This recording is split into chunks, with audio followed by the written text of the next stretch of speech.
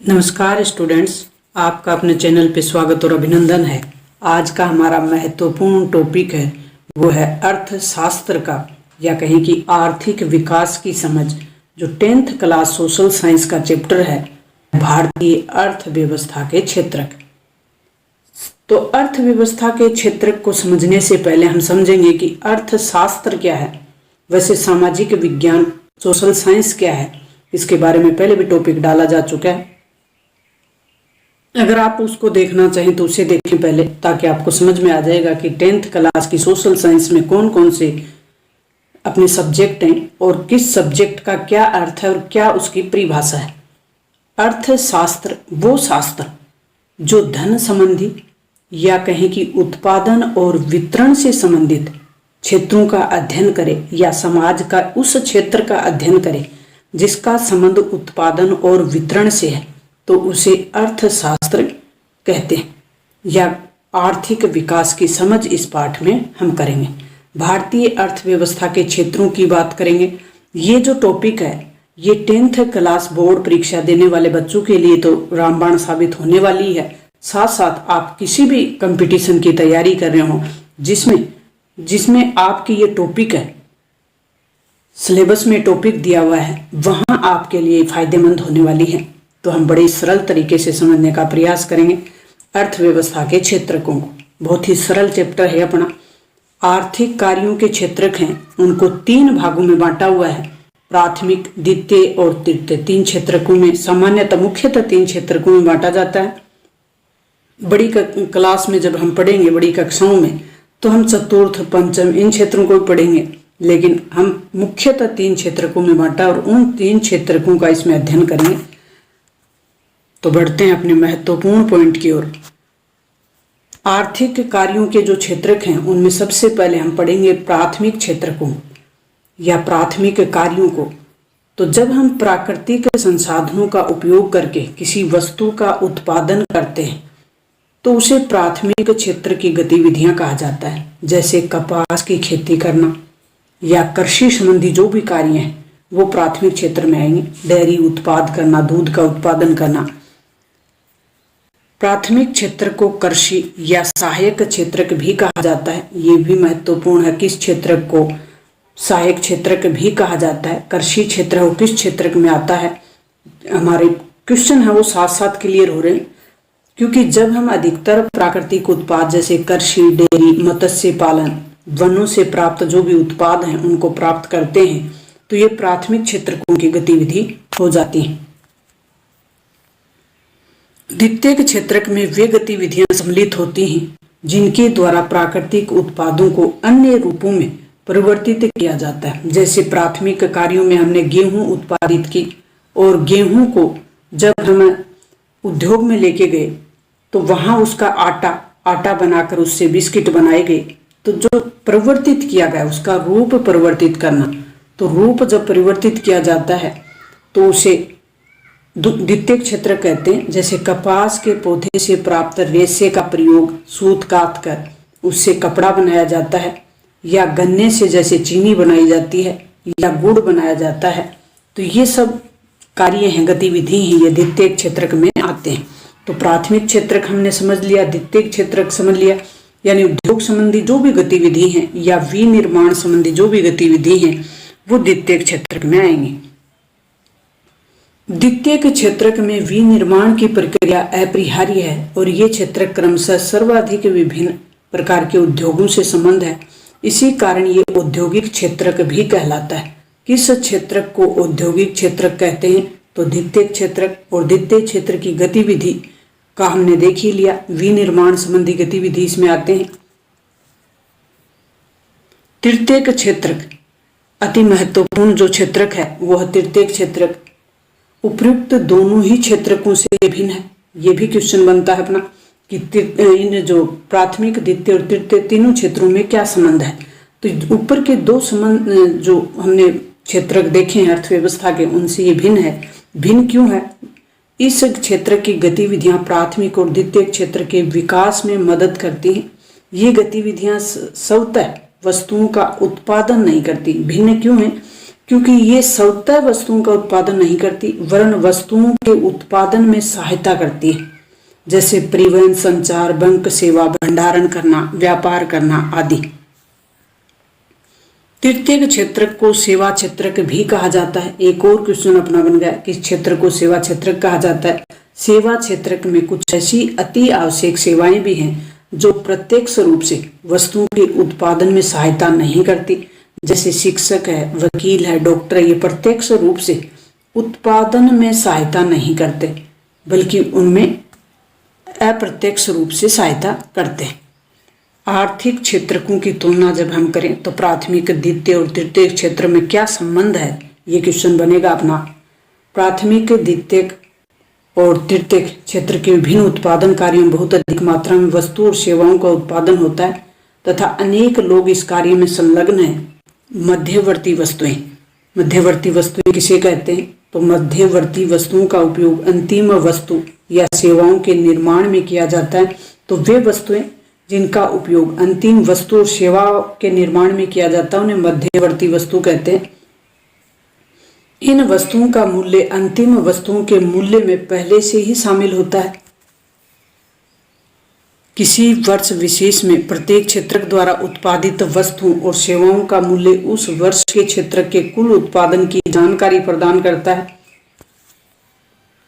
सकल घरेलू उत्पाद, सकल घरेलू उत्पाद यानी जीडीपी तो तीनों क्षेत्रकों के उत्पादन का योगफल होता है। प्राथमिक क्षेत्र, द्वितीय क्षेत्र और तृतीय क्षेत्र, इन तीनों क्षेत्रकों के योगफल को जीडीपी में मापा जाता है, जो किसी देश के अंदर किसी वर्ष विशेष में उत्पादित सभी वस्तु या कहें कि अंतिम वस्तुओं और सेवाओं का मूल्य होता है, वो जीडीपी कहलाता है। तो जीडीपी की परिभाषा हमने देख ली, प्राथमिक, द्वितीय और तीनों क्षेत्रकों की परिभाषा देख ली, उनमें संबंध देख लिया, उनमें आने वाली गतिविधियों को देख लिया। क्षेत्रकों में परिवर्तन कैसे किया जा सकता है? तो क्षेत्र को, जो अर्थव्यवस्था के क्षेत्रक हैं, उनमें परिवर्तन के लिए भारत के पिछले 40 वर्षों के आंकड़ों का अध्ययन करने पे पता चलता है कि सकल घरेलू उत्पाद जो जीडीपी है, सबसे अधिक योगदान तृतीय क्षेत्र से उत्पादित वस्तु और सेवाओं का है, जबकि रोजगार जिस क्षेत्र में मिलता है वो है प्राथमिक क्षेत्र। रोजगार प्राथमिक क्षेत्र में, और जो योगदान है अर्थव्यवस्था में, जो योगदान है वो तीसरे क्षेत्र का है। सकल घरेलू उत्पाद जीडीपी अर्थव्यवस्था की विशालता को प्रदर्शित करता है और इसका प्रकाशन केंद्र सरकार द्वारा किया जाता है। उत्पादन में तृतीय क्षेत्र का महत्व लगातार बढ़ता जा रहा है। तीसरा जो क्षेत्र है वो लगातार बढ़ता जा रहा है। सेवा क्षेत्र की सभी वस्तुओं में समान दर से संवृद्धि नहीं हो पाती। द्वितीय और तृतीय क्षेत्र में रोजगार के पर्याप्त अवसरों का सर्जन नहीं हुआ है। हमारे देश में आधे से अधिक जो श्रमिक हैं वो प्राथमिक क्षेत्र में, यानी कहें कि जो रोजगार जो लोगों को मिल रहा है, मजदूरों को, वो कृषि क्षेत्र में लगे हुए हैं। कृषि क्षेत्र का जीडीपी में योगदान लगभग 6वां भाग है। जीडीपी में इसका योगदान कम है, लेकिन जो काम इस जहाँ ज़्यादा मिल रहा है वो काम है वो प्राथमिक क्षेत्र में ज़्यादा मिल रहा है, क्योंकि भारत एक कृषि प्रधान देश है, जबकि शेष द्वितीय और तृतीय क्षेत्र का योगदान जीडीपी में ज़्यादा है। कृषि क्षेत्र के श्रमिकों में अल्प जो बेरोजगारी होती है। अब हम बेरोजगारी देखेंगे, बेरोजगारी कितने प्रकार की होती है, कौन सी बेरोजगारी कहाँ पाई जाती है। तो कृषि क्षेत्र के श्रमिकों में अल्प बेरोजगारी देखने को मिलती है, अर्थात कृषि क्षेत्र के कुछ लोगों को हटा दें, कृषि क्षेत्र में कुछ लोगों को हटा दें तो उत्पादन प्रभावित नहीं होता। अल्प बेरोजगारी का दूसरा नाम प्रच्छन्न बेरोजगारी भी है। तो प्रच्छन्न बेरोजगारी और अल्प बेरोजगारी कृषि क्षेत्र में पाई जाती है। कहने का मतलब है कि कृषि क्षेत्र में अगर 1 क्विंटल गेहूं उत्पादित करना है तो उसके लिए 10 घर में 10 लोग हैं तो 10 लगेंगे। अनाज 1 क्विंटल ही पैदा होना है, अगर 5 लोग भी यहाँ लगे तो भी ये काम हो सकता था। 5 जो एक्स्ट्रा लोग हैं उनको हटाने से यानी उत्पादन पे कोई फर्क नहीं पड़ता, तो उसे कहते हैं अल्प बेरोजगारी, प्रच्छन्न बेरोजगारी। रोजगार का सृजन नीति आयोग द्वारा दिए गए एक अध्ययन, नीति आयोग द्वारा एक अध्ययन किया गया था, उसके अनुसार, उनकी रिपोर्ट के अनुसार अकेले शिक्षा क्षेत्र में लगभग 20 लाख बेरोजगारों को 20 लाख रोजगारों का सृजन किया जा सकता है। ऐसा अध्ययन नीति आयोग द्वारा किया गया। तो नीति आयोग की स्थापना कब हुई, यह आप कमेंट बॉक्स में बताएं। और नीति आयोग है वो किस आयोग के स्थान पे आया। नेक्स्ट जो अपना महत्वपूर्ण पॉइंट है वो है कि हमारे देश में काम का अधिकार लागू करने के लिए कानून बनाया गया और जिसे महात्मा गांधी राष्ट्रीय ग्रामीण रोजगार गारंटी अधिनियम 2005 के नाम से जाना जाता है, मनरेगा। इस काम को सब जानते हैं क्योंकि ये ग्रामीण क्षेत्र में रोजगार देने वाला एक गारंटी अधिनियम है जो 2005 में लाया गया था और इसको महात्मा गांधी नाम दिया गया, वो दिया गया था 2009 में। तो ये गांव के लोगों को बड़े स्तर पे रोजगार प्रदान करता है। तो इसके बारे में लगभग बच्चों को पता है। अब शहरी क्षेत्र में भी इस योजना को लागू करने का प्रयास किया जा रहा है। आर्थिक कार्यों को विभाजित करने का एक अन्य तरीका संगठित और असंगठित क्षेत्र। अब हम जो देखेंगे वो देखेंगे कि संगठित और असंगठित क्षेत्र क्या होते हैं और इन क्षेत्र में या अर्थव्यवस्था के संगठित क्षेत्र और असंगठित क्षेत्र क्या है, इसमें काम करने वाले मजदूरों का किस तरीके की सुविधाएं प्राप्त होती हैं, कौन सा बेहतर है, कौन सा संगठन है वो बेहतर है।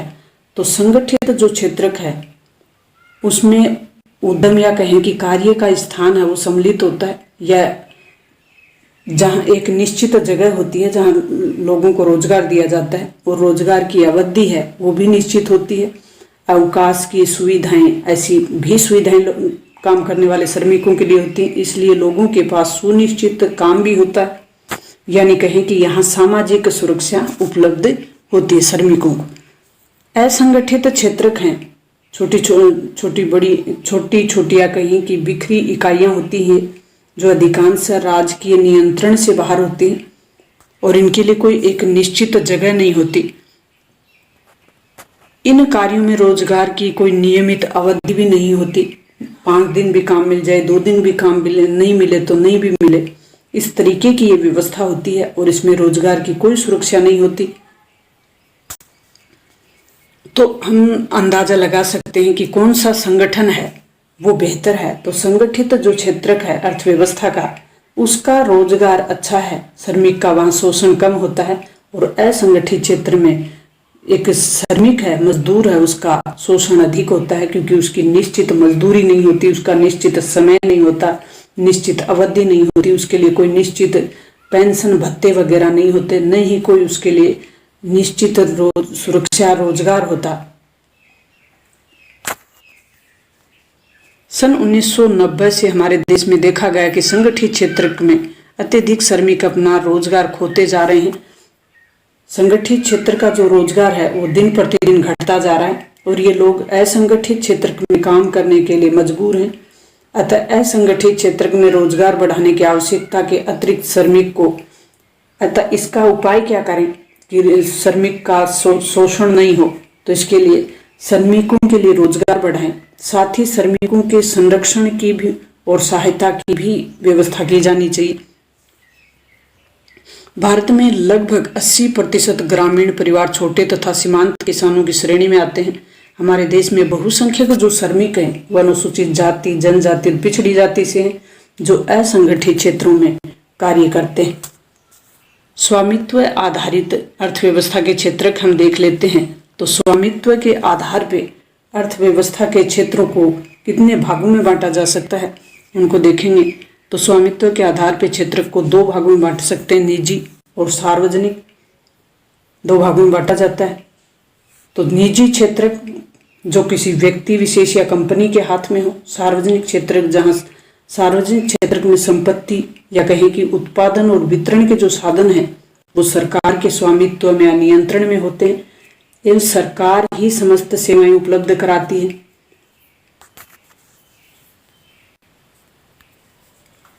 निजी क्षेत्र में जो उत्पादन और वितरण के साधन हैं या कहें कि परिसंपत्तियों पे जो स्वामित्व है और सेवाओं के वितरण की जो जिम्मेदारी है वो एकल व्यक्ति भी हो सकता है या कंपनी भी हो सकती है जिसके हाथों में हो, तो इस क्षेत्र को निजी क्षेत्र कहा जाता है। भारत सरकार किसानों से उचित मूल्य पर गेहूं तथा चावल आदि खरीदती है और इसे अपने गोदामों में भंडारित करती है और फिर राशन की दुकानों के माध्यम से उपभोक्ताओं तक कम कीमत में बेचती है। तो ये सार्वजनिक वितरण प्रणाली का उदाहरण है कि भारत सरकार किसानों से उचित मूल्य पर गेहूं चावल खरीद कर गोदामों में भंडार करती है, फिर उसे राशन की दुकानों के माध्यम से गरीब जो उपभोक्ता है, गरीब उपभोक्ताओं तक पहुंचाने का प्रयास किया जाता है। ये सार्वजनिक वितरण प्रणाली कहलाती है। सरकार की अधिकांश आर्थिक गतिविधियों की प्राथमिक जो जिम्मेदारी है वो सरकार की होती है, जिस पर वे करना सरकार की अनिवार्यता होती है। सरकार को सुरक्षित पेयजल, निर्धनों के लिए आवासीय सुरक्षित पेयजल की व्यवस्था होनी चाहिए, गरीबों के लिए आवास यानी रहने की भी सुविधा होनी चाहिए, भोजन और पोषण जैसी मानव विकास के पक्षों पर भी ध्यान देना चाहिए, क्योंकि आधारभूत सुविधाओं में आते हैं। व्यक्ति की आधारभूत सुविधाओं का ध्यान रखा जाना चाहिए। तो कुछ महत्वपूर्ण जो अपने रिवीजन है वो कर लेते हैं। प्राथमिक क्षेत्र की गतिविधि हमने देख लिया कि कृषि, खनन, मत्स्य पालन, डेयरी आदि प्राथमिक जो संसाधन हैं या प्राथमिक गतिविधियों में द्वितीयक विनिर्माण संबंधी जैसे कपास से कपड़ा और गन्ने से चीनी, लौह से अयस्क से इस्पात। तृतीय क्षेत्र में जैसे सेवा क्षेत्र, परिवहन, संचार, शिक्षा, स्वास्थ्य और प्रबंधन। सूचना प्रौद्योगिकी का मतलब होता है कि सूचना प्रौद्योगिकी किसी इलेक्ट्रॉनिक विधि से सूचना भेजना और प्राप्त करना। जो संग्रहित डाटा हैं, जो डाटा हमें प्राप्त हुए हैं, भेजे गए हैं, वो प्राप्त हों, ये उनकी एक पद्धति है और इसमें कंप्यूटर, डाटाबेस या मॉडेम का उपयोग किया जाता है और इसमें सूचनाओं को तीव्र गति से त्रुटि रहित यानी गलती ना हो और कुशलतापूर्वक संपादित किया जाता है और इस विधि को सूचना प्रौद्योगिकी कहते हैं। सकल घरेलू उत्पाद हमने देख लिया कि किसी देश के भीतर किसी विशेष वर्ष में उत्पादित सभी अंतिम वस्तु और सेवाओं का मूल्य है वो जीडीपी या घरेलू उत्पाद कहलाता है। बेरोजगारी, बेरोजगारी को हमने देखा। अब हम देखेंगे बेरोजगारी की परिभाषा जो नहीं देख पाए। जब प्रचलित मजदूरी पर काम करने के इच्छुक और सक्षम व्यक्तियों को कोई कार्य उपलब्ध नहीं हो तो ऐसे व्यक्ति बेरोजगार कहलाते हैं और समाज में ऐसी स्थिति हो, देश में ऐसी स्थिति हो तो उसे कहते हैं बेरोजगारी।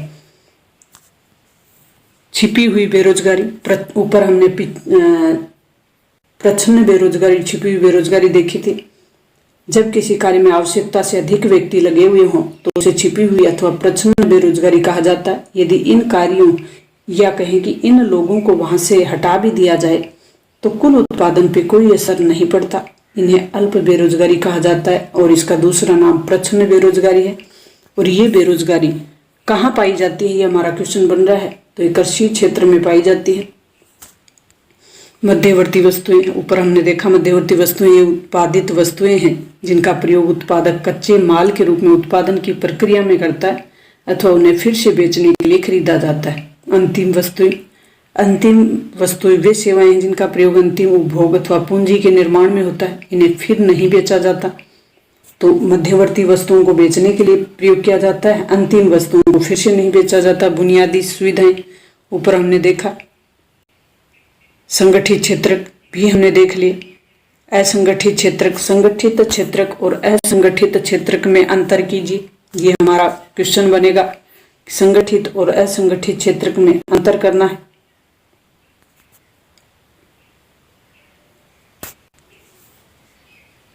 सार्वजनिक क्षेत्रक और निजी क्षेत्रक ऊपर हमने देख लिया, इसमें अंतर करना है। क्वेश्चन बनेगा अपना सार्वजनिक क्षेत्र जिसमें उत्पादन और वितरण के साधन सरकार के नियंत्रण में हो, उनका प्रबंधन करना सरकार के नियंत्रण में हो और ये बिना लाभ के काम करे। निजी क्षेत्र जिसमें उत्पादन और वितरण के साधन और निजी स्वामित्व में हो और इनके उपक्रमों प्रबंधन का जो काम है, प्रबंधन स्वामी कोई एक व्यक्ति हो सकता है, कंपनी हो सकती है। और ये जो सेक्टर है निजी क्षेत्र, ये लाभ के लिए काम करेगा। खुली बेरोजगारी, जब देश की श्रम शक्ति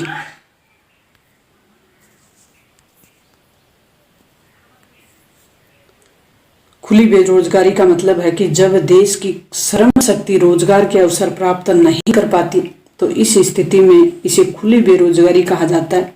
रोजगार जब मिले ही नहीं तो उसे खुली बेरोजगारी कहते हैं। और इस प्रकार की बेरोजगारी देश के औद्योगिक क्षेत्रों में पाई जाती है और शहरी क्षेत्रों में। ये जो बेरोजगारी शहरी क्षेत्रों में पाई जाती है। ऊपर हमने खुली बेरोजगारी वो देखी थी, प्रच्छन्न या छुपी हुई बेरोजगारी वो गांव में पाई जाती है, कृषि क्षेत्र में पाई जाती है। खुली बेरोजगारी शहरों में पाई जाती है और औद्योगिक क्षेत्र में पाई जाती है।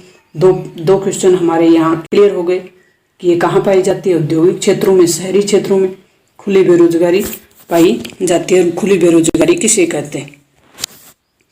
पाठ्य पुस्तक के कुछ प्रश्नोत्तर करेंगे हम, और मोस्ट और इम्पोर्टेंट जो परीक्षा उपयोगी कंटेंट होगा, जो क्वेश्चन आंसर होंगे, उसके लिए अलग से वीडियो लेके आएंगे। जल्द उस वीडियो में हम मिलेंगे। तो कुछ प्रश्नों को देखने का प्रयास करेंगे। यहाँ पर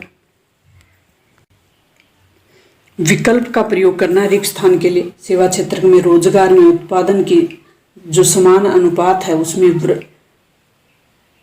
वृद्धि नहीं हुई है। क्षेत्र के यानी किस क्षेत्र के श्रमिक वस्तुओं का उत्पादन नहीं करते, तो हमने देखा कि तीसरा जो क्षेत्र है इसके श्रमिक वस्तुओं का उत्पादन नहीं करते बल्कि उस वस्तु उत्पादन में सहायता करते हैं। ये पढ़ा था ऊपर। अब रिक्त स्थान में भरना है कि क्षेत्र के अधिकांश श्रमिकों को रोजगार शिक्षा प्राप्त होती है। कौन से क्षेत्र को रोजगार की शिक्षा या कहें कि रोजगार की निश्चितता प्राप्त होती है, तो वह संगठित क्षेत्र। भारत में खालिस्तान है कि अनुपालन में या कहें कि अनुपात में श्रमिक असंगठित क्षेत्र में काम कर रहे हैं, तो एक बड़े अनुपात में भारत में एक बड़े अनुपात में श्रमिक हैं वह असंगठित क्षेत्र में काम करने के लिए मजबूर हैं। ये ऊपर हमने पढ़ा था। तो बड़े स्तर पर आ जाएगा यहाँ। कपास एक प्राकृतिक उत्पाद है और कपड़ा एक विनिर्मित यानी उद्योग में बनाया हुआ उत्पाद है। तो कपास प्राथमिक कार्य में आता है और कपड़ा द्वितीयक गतिविधि में आता है। प्राथमिक, द्वितीयक और तृतीयक क्षेत्र की गतिविधियां परस्पर निर्भर होती हैं। ये एक दूसरे के निर्भर होते हैं, प्राथमिक, द्वितीयक और तृतीयक अर्थव्यवस्था के क्षेत्र। इस तरीके से अति महत्वपूर्ण कंटेंट आपके लिए लाया गया और ये बड़े ही सरल भाषा में समझाने का प्रयास किया। मुझे उम्मीद है आपको जरूर समझ में आ गया होगा। अगर आप चैनल पे नए हैं तो चैनल को सब्सक्राइब कर लें और अपने दोस्तों से शेयर करें। मिलते हैं नेक्स्ट और महत्वपूर्ण वीडियो के साथ।